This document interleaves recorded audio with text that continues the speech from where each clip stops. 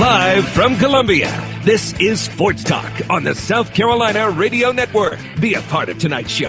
Call us at 800-956-7266 or email talkback@sportstalksc.com. Now, here are your hosts for Sports Talk, Phil Kornbluth, Kevin McCrary, and Tom Hayes. Me coaching third base is not going to make or break or turn our season around by any stretch. It's just something that I wanted to see if it helped me and it helped my players, because, you know, maybe I'm talking to them a little bit too much as they pass me each and every at bat. Winning a major, it takes every part of your game, you know, being really good that week. You know, right now I feel, you know, really confident in the game.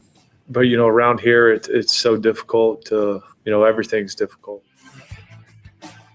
Good evening, everyone, and welcome back into Sports Talk, South Carolina Radio Network, on a hot and toasty Wednesday afternoon in the Palmetto State. Welcome back to the summertime.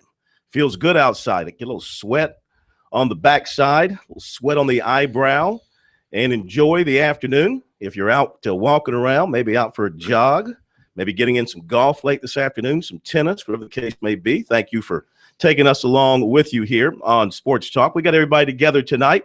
Phil Kornbluth, the Professor Tom Hayes, back from a couple of days of R&R, and K-Mac Kevin McCrary, the state man Graham Pope as well behind the bulletproof glass. And I am here as well, fighting off the last vestiges of a head cold. Head cold Sandy. I named my head cold. This is head cold Sandy. I had head cold Hugo about this time last year, so give you some idea of what. So they are all named after hurricanes? Bad hurricanes. Yeah, bad hurricanes. Sandy wasn't a hurricane. That was a superstorm. Whatever. Getting over it. Feeling much better, though I am perspiring heavily right now as we talk. Well, the fever is trying to get out of the body. Oh, okay. Pro, good to have you back with us. How are you feeling? No, I'm doing fine, sir. Yeah. Okay. Yeah. Got a very busy show for you tonight. A lot of stuff going on. We've got baseball up at Clemson, the Tigers and Charleston Southern, bottom of the seventh, tied at 2. Boy, Clemson, these midweek games are just killing them. They're 3-5 in midweek games. I'm not talking about South Carolina series. That was a carryover. But I'm talking about these Tuesday, Wednesday games they play between ACC series they're 3-5 this year after losing last night to Georgia. K-Mac and struggling with Charleston Southern, or maybe I should say Charleston Southern's given them a good game. Tigers have committed 2 more errors, 2-6-2, 2-8-0 for Charleston Southern. So Charleston Southern with a chance to go up to Clemson and knock off the Tigers, and not going to be a good time heading up to Boston for an ACC series this weekend if they lose this game. The Tigers season, it's in the casket now, and they're lowering it. And, you know, Charleston Southern beats them. That's starting to shovel dirt on their season. They have got to win their midweek games. They've got to win ACC series. It look like they might be able to get a little momentum against North Carolina, beat them 2 straight, then blew a 4-run lead with the opportunity to sweep them, and they go right back out last night and blow a lead late. Blow a lead. They had a 1-run lead, though, in the last 2 innings, and they let it get away from them and lost to Georgia. Yeah, you know, this has to build the pressure on Jack as we head down the stretch of this season. He knew going into this year he had to produce a good year, maybe even a team that would host a regional, but that is slowly slipping away from him. Much more coming up.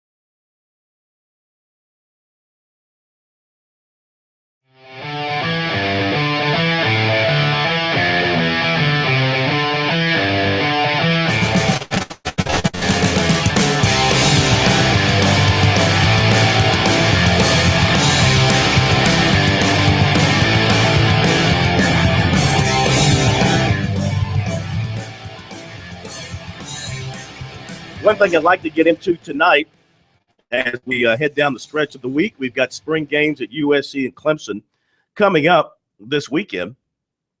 And we're going to talk about what we want to and expect to see in the spring games. I know we sit here and we talk about the spring games and we don't take that much from them, but it is football and they are out there for a particular reason because the coaches want to see the players in a game type situation and they're going to be running real plays and doing real hitting and things of that nature. So we'll talk about what we want to see, what we expect to see from South Carolina and Clemson, offensively and defensively, as we look ahead to the spring games. Clemson is practicing today, so we'll hear from the Tigers a little bit later on. They're just coming off the practice field.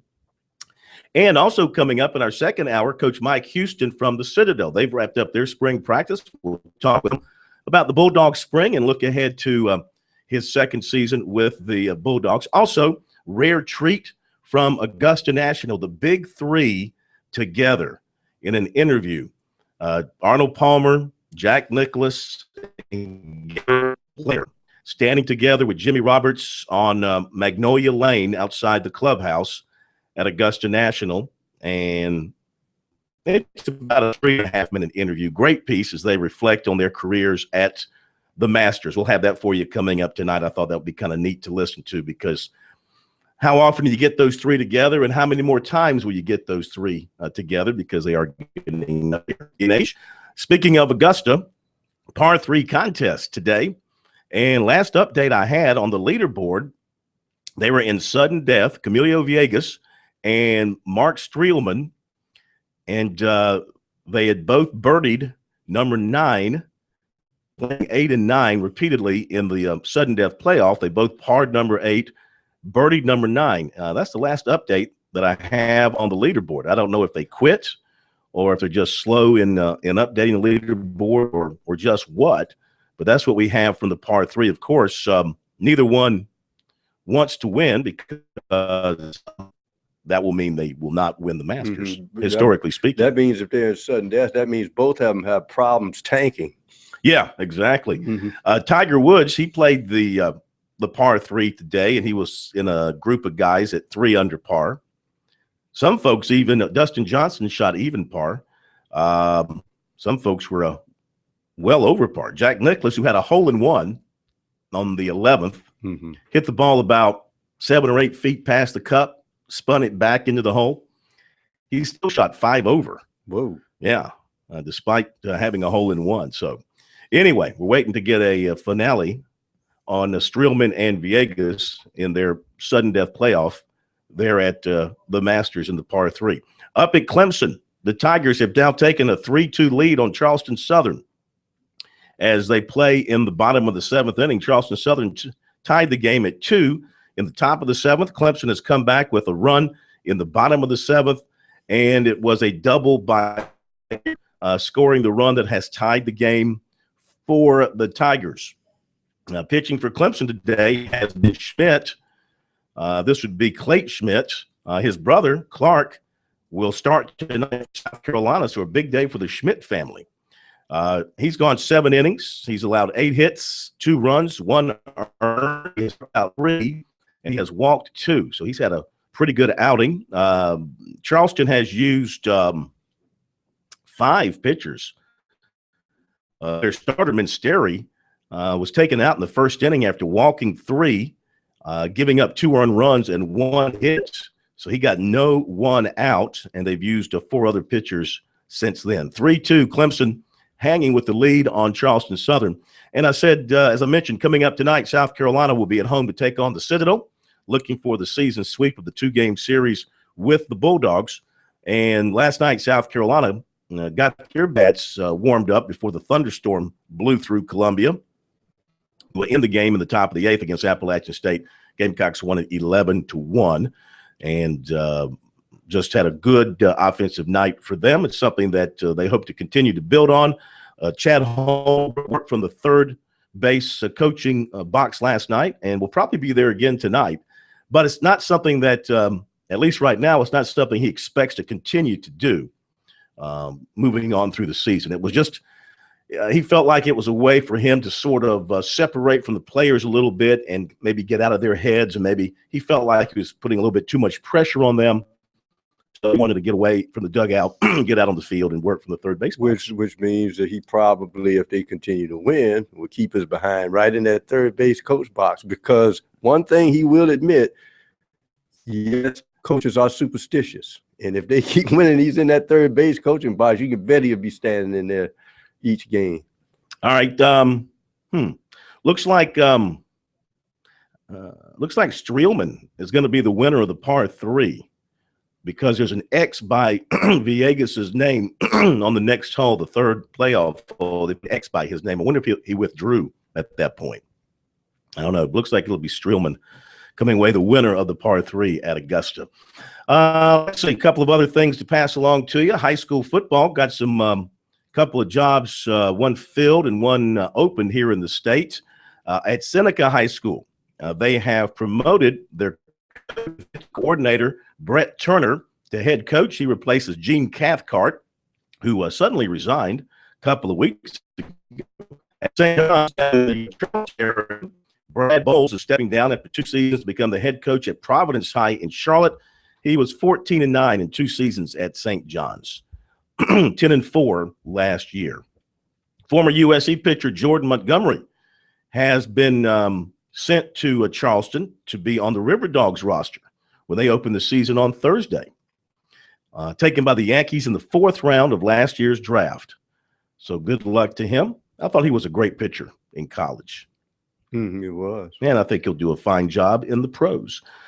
The Harrison twins from Kentucky have decided to enter the draft.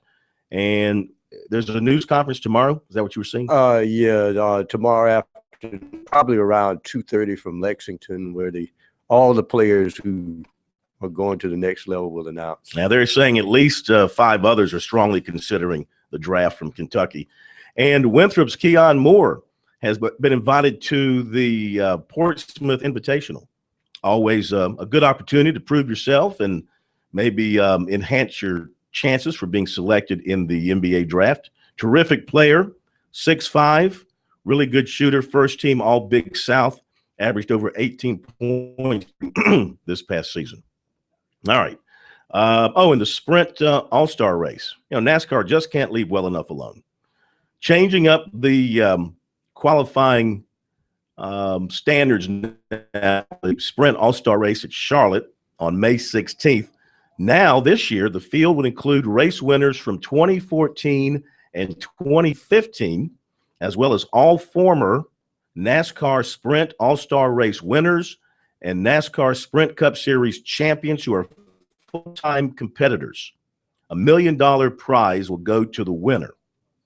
So they're changing up who can get into the race, and they're doing some adjustment to the format of the race as well. I think previously they were taking winners going back the past 2. They're trying to, I guess, keep it more recent with the winners who qualify. All right, there you go. Braves tonight in action against Miami, the undefeated 2-0. Unstoppable. Atlanta Braves. Unbeatable. Yeah. We'll hear from Mike Morgan coming up. And this afternoon, the Cubs, they're not going to go winless. They beat St. Louis 2-0, and Detroit beat Minnesota 1-0. And not a lot of teams that are still winless. Few, though. I tell you what, last night, though, I had a great night. What I did was, here we go. I took my 2 65-inch screens, had them side by side. And on the left-hand screen, I had the Lakers. And on the right-hand screen, I had the Dodgers. And I had L.A. K-Max teams losing in stereo. That was beautiful. That was a beautiful thing to watch. That was your night, huh? That was the highlight of my night, Wow. Considering I was shivering and hacking like up a lung. And a great night. Yeah, that was kind of scary. 4-run lead in the 9th. I enjoyed it. And Kimbrell came in. I don't know if he got a save because I think the lead might have grown to the point where a save wasn't available, but he came in and got him out pretty quickly. Yep, just like the old days. Be right back.